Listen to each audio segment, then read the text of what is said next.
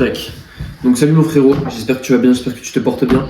Dans cette vidéo, je vais juste t'expliquer de la manière la plus concrète possible et la plus rapide. Ok, j'ai pas envie de prendre le temps aujourd'hui. Quelle est l'erreur qui moi m'a fait stagner pendant plus de 6 mois en musculation et qui du coup m'a littéralement empêché de prendre plus de 10 kg de muscle, ok? Et cette erreur, de manière globale, c'est juste de penser que tu peux t'entraîner depuis chez toi, d'accord?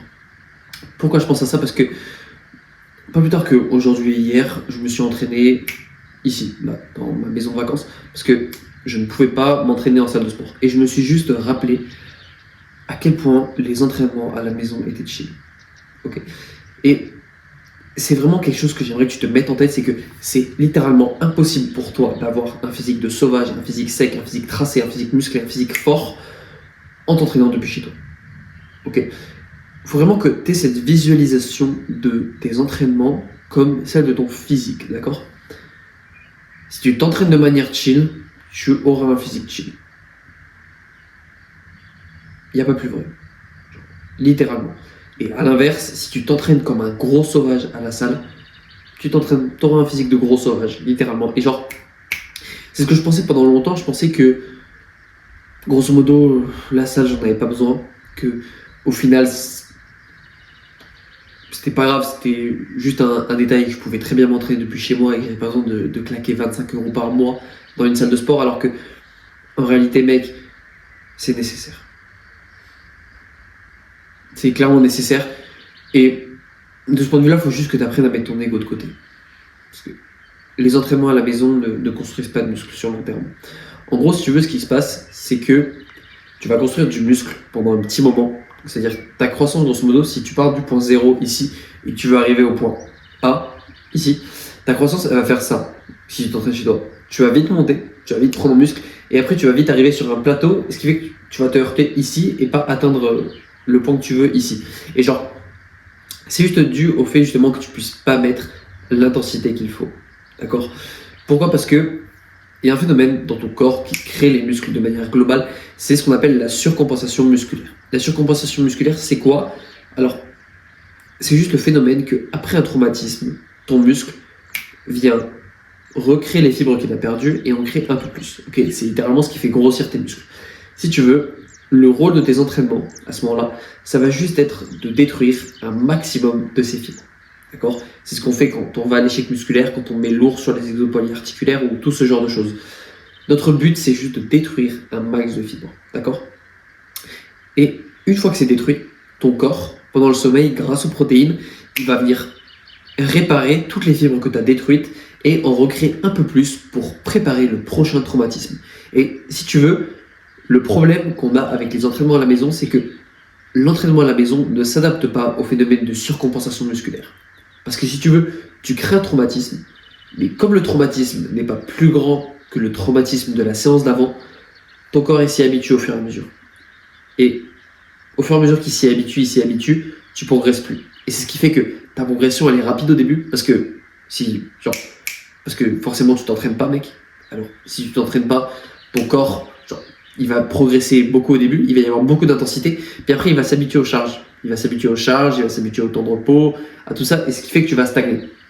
Et la différence avec ça, c'est qu'en salle, tu peux sans cesse augmenter le poids, sans cesse augmenter le nombre de reps, sans cesse baisser ton temps de repos, augmenter la fréquence, augmenter l'intensité de manière globale. Et c'est ce qui fait que les entraînements à la maison sont claqués au sol et qu'il faut absolument que tu les bannisses. Okay? Et il faut que tu apprennes que 95% de tes entraînements, ça doit se passer en salle. Ça ne doit pas se passer chez toi. Okay, c'est vraiment une différence que j'ai vue sur mon physique. Il y a 6 mois, j'avais encore un physique assez mine de rien. Et là, je commence vraiment à avoir un physique de salopard. Okay. Et c'est juste dû au fait que j'ai commencé à m'entraîner comme un gros sauvage à la salle. Genre, peut-être que si tu regardes derrière ton téléphone, tu penses que depuis chez toi, tu t'entraînes assez dur ou assez fort. Je t'assure que tu t'entraînes pas assez dur, mec.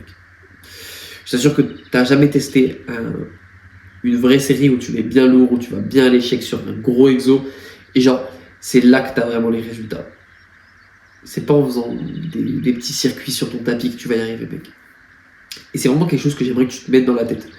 Et genre, s'il faut que je te donne un plan sur cette vidéo, parce que le but, c'est absolument pas juste de venir et te dire de ne pas t'entraîner à la maison. Pour que tu aies un plan de manière globale quand tu vas à la salle de sport et quand tu veux avoir des résultats de salopard, parce que si tu es sur cette chaîne, c'est que tu veux un physique de salopard, un physique de tueur, ok, un physique d'énorme mâle qui respire la testo, mec. Faut juste que tu commences à mettre lourd sur les exos polyarticulaires. Il faut vraiment que 80% de ta prise de muscle, elle soit axée sur ça, sur les exos polyarticulaires. Un exo polyarticulaire, c'est quoi? C'est un exercice qui vient cibler plusieurs muscles. Okay, quand je vais faire, admettons, du squat, il y a mon quadriceps qui va être engagé, mais il y a aussi mon ischio, il y a aussi mes fessiers. Okay, alors que si je fais, admettons, que juste du leg extension, il n'y aura que mes quadriceps. D'accord? C'est ça la différence entre un exo d'isolation et un exo polyarticulaire. Nous, on vise 80% d'exercices polyarticulaires en mettant des charges super lourdes. C'est-à-dire dips, traction, développé couché, squat, soulevé de terre, rowing. Tous ces exos-là, on va venir mettre des charges de salopard. Ok? Et il faut vraiment que tu te mettes ça en tête, c'est que si tu mets pas des charges de salopard, tu n'auras pas un physique de salopard. Tu seras littéralement ce que les boomers appellent de la gonflette, genre. Tu vois, moi, je pense pas que ce principe s'applique, mais genre, tu vas juste littéralement devenir musclé, mec. Genre, je connais des mecs comme ça, une fois j'ai fréquenté des mecs comme ça qui, genre, étaient stock visuellement, mais qui, après, perdaient au bras de fer comme des mecs tout queus. Et genre, quand tu t'entraînes à la salle depuis 6 mois, ça fait mal à l'ego, genre. Après, tu te sens vraiment comme une petite merde pour le coup. Et je pense que ton but, si t'es sur cette chaîne, c'est justement d'être un tueur dans tous ces domaines-là, et pas juste d'être un mec qui a un physique esthétique. Et pour ça, la première étape, la première marche de la pyramide, c'est juste de commencer à mettre lourd sur les énormes exos polyarticulaires, mec.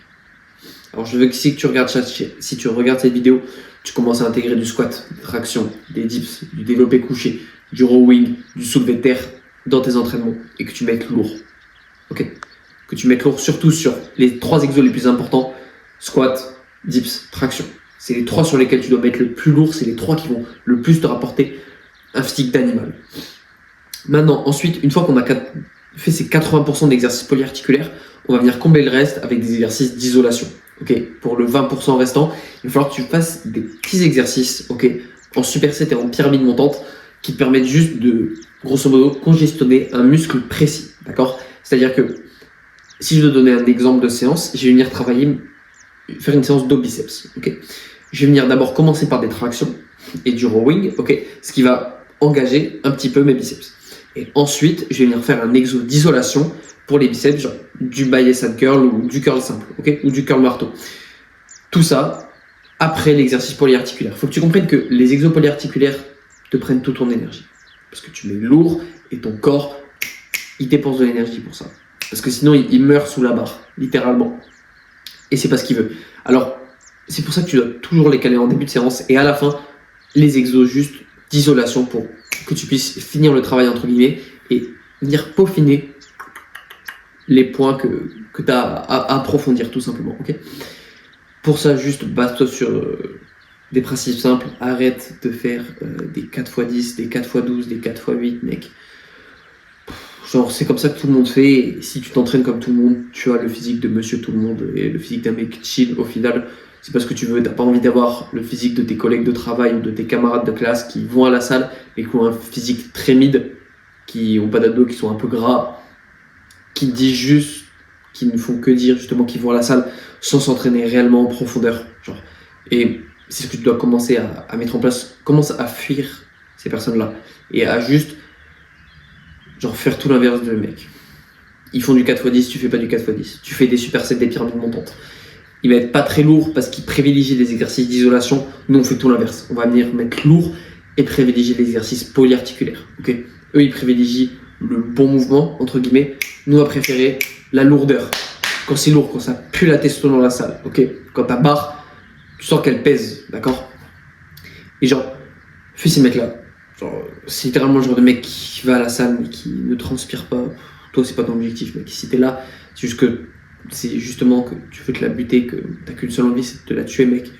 Et pour ça, genre, commence à te la buter, très clairement. Puis si t'as regardé cette vidéo jusqu'ici, mec, félicitations, t'as pas le cerveau complètement bousillé par TikTok, Insta ou je ne sais quoi d'autre. Alors, prends juste ton putain d'abonnement à la salle, mec. Arrête de t'entraîner depuis chez toi et Commence juste à avoir un physique brutal, tout simplement. J'ai rien de plus à te dire. Je pense que je vais me casser là. Je vais aller prendre ma douche, mec. Voilà, mec. On se dit ciao, ciao.